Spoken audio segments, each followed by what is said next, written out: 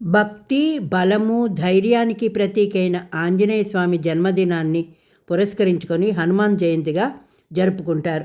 మీ అందరికీ కూడా హనుమత్ జయంతి శుభాకాంక్షలు. ఈరోజు ఆంజనేయ స్వామికి ప్రత్యేకంగా వడమాలలు కానీ అప్పాలు కానీ నైవేద్యం పెడతారు.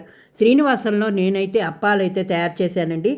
2 గ్లాసుల బెల్లానికి 3 గ్లాసులు గోధుమ పిండి వేశాను. బెల్లం పాకం రాక్కర్లేదు, బాగా కరిగి తర్వాత కొంచెం జిగట అనిపిస్తే అప్పుడు ఈ 3 గ్లాసుల గోధుమ పిండిని పచ్చకర్పూరము ఏలకపండు వేసి ఉండలు లేకుండా చక్కగా తిప్పుకోండి.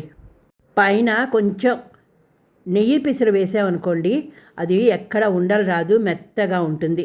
ఇలాగ అయిన దాన్ని మనం చక్కగా ప్లేటులో మద్దించుకొని బాగా పక్కన పెట్టుకోండి. ఇప్పుడు చిన్న చిన్న ఉండలు చేసుకొని చక్కగా ఆంజనేయ స్వామికి అయితే అప్పాలు తయారు చేసుకోవచ్చు.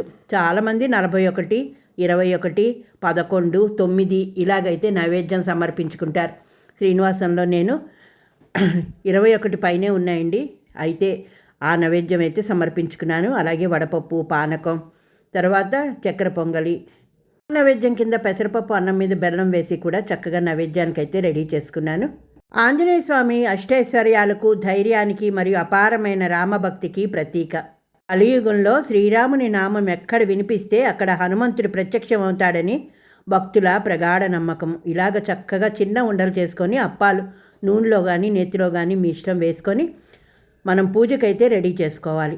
7.5 సంవత్సరాల శనిదోషము లేదా ఇతర గ్రహదోషాలు ఉన్నవారు హనుమంతుడిని పూజిస్తే కష్టాలు తొలగిపోతాయని విశ్వసిస్తారు. ఈ పర్వదినాన్న స్వామివారికి జిల్లేడు ఒత్తులు కానీ నువ్వుల నూనెతో దీపం వెలిగిస్తే అష్టైశ్వర్యాలు చేకూరుతాయని పండితులు చెప్తున్నారు. హనుమంతుడికి తమలపాకులతో మాల వేయడము లేదా ఆకుపూజ చేయడము ఎంతో శ్రేయస్కరం. నేను అలాగే చక్కగా ఇలాగా నైవేద్యాలు ప్రిపేర్ చేసుకొని ఆకుపూజ చేసుకున్నానండి, సింధూరంతో కలిపి. అలాగే భక్తులు శ్రీ హనుమతే నమః అనే మంత్రాన్ని జపిస్తూ సుందరాకాండ పారాయణం చేస్తారు. హిందూ సాంప్రదాయం ప్రకారము హనుమత్ జయంతిని సంవత్సరంలో 2 సార్లు జరుపుకోవడం ఆచారం.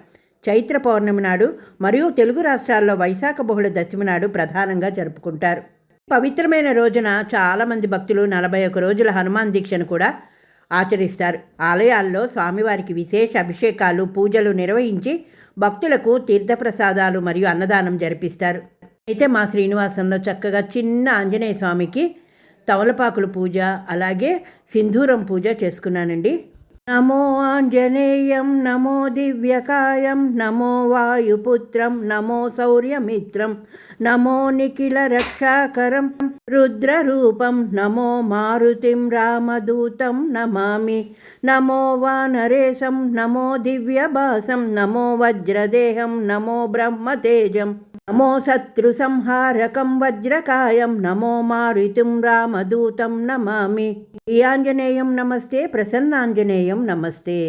ఆంజనేయ స్తుతి, అలాగే హనుమాన్ చాలీసా, సుందరాకాండ పారాయణాలు అయితే చేసుకున్నామండి.